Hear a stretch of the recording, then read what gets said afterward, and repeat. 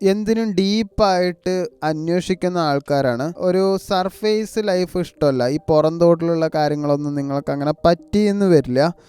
ജീവിതത്തിൽ എപ്പോഴും ഉയർച്ച താഴ്ച നല്ല കൂടുതൽ തന്നെയായിരിക്കും.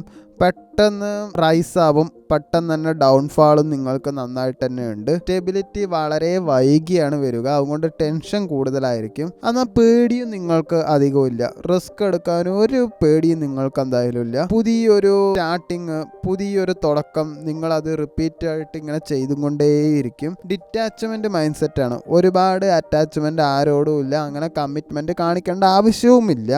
ഒരു ഘട്ടത്തിലെല്ലാം വിട്ട് പുതിയ ലൈഫ് തുടങ്ങാൻ എന്തായാലും നിങ്ങൾക്ക് കഴിയും. സ്ട്രോങ് സർവൈവൽ പവർ ഉണ്ട്. വലിയ പ്രശ്നങ്ങൾ വന്നാലും തിരിച്ചുയരും. മെൻറ്റാലിറ്റി നല്ല സ്ട്രോങ് ആണ്. സ്പിരിച്വൽ ഇൻക്ലിനേഷൻ നന്നായിട്ടുണ്ട്. ലൈഫ് സ്ട്രഗിൾ കഴിഞ്ഞ് സ്പിരിച്വാലിറ്റി അല്ലെങ്കിൽ ഫിലോസഫിയിലേക്ക് താല്പര്യം നിങ്ങൾ എപ്പോഴും കാണിക്കാറുണ്ട്. ഫൈനാൻസ് നോക്കുകയാണെങ്കിൽ മണി ഫ്ലക്ച്വേഷൻ നിങ്ങൾക്ക് നന്നായിട്ടുണ്ട്. ഒരു സമയത്ത് നല്ല ഗെയിൻ ഉണ്ടാവും, എന്നാൽ മറ്റൊരു സമയത്ത് നല്ലൊരു നഷ്ടം നിങ്ങൾക്ക് കാണും. കഴിഞ്ഞ ഫെബ്രുവരിയിൽ നിങ്ങൾക്ക് കരിയറിൽ എന്തായാലും കുറച്ച് ഇൻസ്റ്റെബിലിറ്റി ഫീൽ ചെയ്തിട്ടുണ്ടാവും. ജോബ് പോകുമോ എന്നുള്ള പേടിയൊക്കെ ഉണ്ടാവും. കാരണം വർക്കിൽ സാറ്റിസ്ഫൈഡ് ആയിരുന്നില്ല. ജോബ് ചേഞ്ച് നിങ്ങൾ നോക്കിയിട്ടുണ്ടാവും. അങ്ങനെയുള്ള പ്രശ്നങ്ങളൊക്കെ ഉണ്ടായിട്ടുണ്ടാവാം. സാമ്പത്തികം നോക്കുകയാണെങ്കിൽ എക്സ്പെൻസും കൂടിപ്പോയി. ആവശ്യമില്ലാണ്ട് ഓരോന്ന് പർച്ചേസ് ചെയ്തിട്ട് വേണ്ടായിരുന്നു എന്നുള്ള തോന്നലൊക്കെ ചിലപ്പോൾ ഇപ്പോൾ നിങ്ങൾക്ക് തോന്നിയിട്ടുണ്ടാവും. എന്തായാലും നഷ്ടം വന്നിട്ടുണ്ടാവും. ഇൻവെസ്റ്റ്മെൻറ്റിൽ ടെൻഷനൊക്കെ ചിലർക്ക് ഉണ്ടായിട്ടുണ്ടാവും. റിലേഷൻഷിപ്പിൽ എന്തായാലും ഇമോഷണലി എന്തായാലും കുറച്ച് ഡിസ്റ്റൻസ് വന്നു. പെട്ടെന്നൊരു മിസ്അണ്ടർസ്റ്റാൻഡിങ്ങും എന്തായാലും ഉണ്ടായിട്ടുണ്ടാവും. ചിലർക്ക് വേർപിരിഞ്ഞാലോ എന്നുള്ളൊരു തോന്നലും നന്നായിട്ട് തന്നെ ഉണ്ടായിരുന്നു. മൈൻഡിൽ എപ്പോഴും കൺഫ്യൂഷഡ് ആയിരുന്നു, മനസ്സിൽ എപ്പോഴും കൺഫ്യൂഷൻ ഉണ്ടായിരുന്നു. വേർപിരിയാ എന്നുള്ളത് മാത്രമേ മനസ്സിലുണ്ടായിരുന്നുള്ളൂ. ലൈഫിൽ ഒരു റീസെറ്റ് വേണം എന്നൊരു ചിന്ത നിങ്ങൾക്ക് നന്നായിട്ടുണ്ടായിരുന്നു. മാർച്ചിൽ എന്തായാലും കരിയർ പരമായിട്ട് മാർച്ച് ഫസ്റ്റ് ഹാഫിൽ അൺസ്റ്റേബിൾ തന്നെയാണ്. കാര്യങ്ങളൊക്കെ ഏതാണ്ട് ഇങ്ങനെ തന്നെ പോവുള്ളൂ. ഡിസിഷൻ എടുക്കുമ്പോൾ അതിൽ കുറച്ച് കൺഫ്യൂഷനൊക്കെ നിങ്ങൾക്ക് നന്നായിട്ട് തന്നെ വരും. ജോബ് ചേഞ്ച് ആലോചിക്കുന്നവർക്ക് മിക്സഡ് സിറ്റുവേഷനാണ്. കിട്ടിയാൽ കിട്ടി, പോയാൽ പോയി എന്നുള്ളൊരു അവസ്ഥയാണ്. എന്തായാലും ഉള്ള ജോലി കളയാതെ വേറെ ജോലി നന്നായിട്ട് തന്നെ നോക്കുക. വേറെ ഇൻ്റർവ്യൂ എല്ലാം അറ്റൻഡ് ചെയ്യാനും ശ്രമിക്കുക.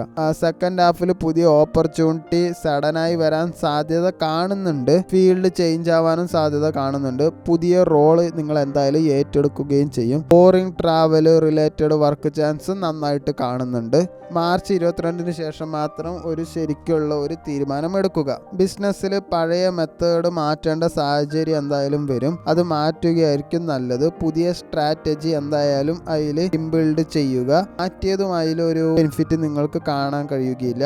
മാർച്ച് ആദ്യത്തെ 2 ആഴ്ച എന്തായാലും റിസ്ക് ഇൻവെസ്റ്റ്മെന്റ് അവോയ്ഡ് ചെയ്തേ പറ്റുകയുള്ളൂ. സാമ്പത്തികം നോക്കുകയാണെങ്കിൽ മാർച്ച് ആദ്യം എന്തായാലും കൺട്രോൾ ചെയ്യണം. കാരണം നിങ്ങൾക്ക് വേറെ വലിയൊരു എക്സ്പെൻസ് എന്തായാലും വരാണ്ട്. അതുകൊണ്ട് ഒന്നും വാങ്ങി ചെലവാക്കരുത്. മാർച്ച് 20 ശേഷം ഫൈനാൻഷ്യലി കുറച്ച് സ്റ്റെബിലിറ്റി വരും. പക്ഷെ ഉള്ളതൊക്കെ ചിലപ്പോൾ പോവാനും സാധ്യത വളരെ കൂടുതലാണ്. കടം കൊടുത്തത് കിട്ടാൻ സാധ്യതയുണ്ട്, പക്ഷെ ചോദിക്കുന്നത് നല്ലത് തന്നെയാണ്. സേവിങ്സ് മെല്ലെ മെല്ലെ എന്തായാലും കുറച്ച് ഇമ്പ്രൂവ് ആവും. വലിയ ഇൻവെസ്റ്റ്മെന്റ് മാർച്ച് അവസാന വീക്കിൽ മാത്രം മതിയാവും.